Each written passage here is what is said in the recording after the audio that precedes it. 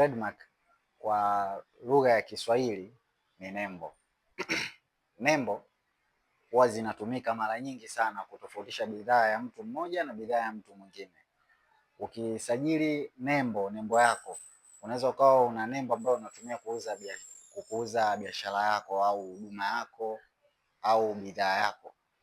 Kwa hiyo nembo huwa inatumika kutofautisha wewe na muuzaji mwingine.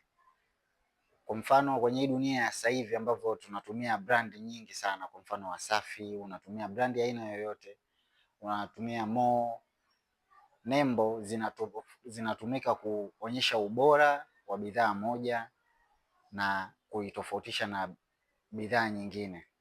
Sasa nataka nikuelezee umuhimu wa nembo. Nembo ina umuhimu gani?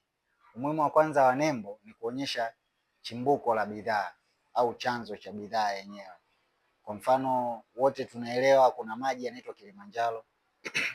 Maji kutoka Kilimanjaro, watu wakiona nembo ile ya Kilimanjaro tunaelewa haya maji ni ya Kilimanjaro.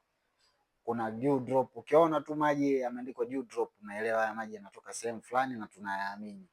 Lakini pia nembo inatumika kutuhakikishia kwamba hii product au hii bidhaa iliyokuja ni ya kiwango kile kile kama ilivyotangazwa na mwenye nembo mwenyewe, kwamba products zake zote zinatoka kwa kiwango kimoja. Ila pia umuhimu mwingine ni kutofautisha bidhaa zake, kwamba bidhaa zangu zinatofautiana na za mtu mwingine. Tunaweza tukawa wote tunazalisha maji, lakini maji yangu yanatofautiana na ya mtu fulani. Maji ya Kilimanjaro yanatofautiana na maji ya Uhai, maji ya Uhai yanatofautiana na maji ya Dew Drop. Kwa hiyo huo ndo umuhimu wa nembo.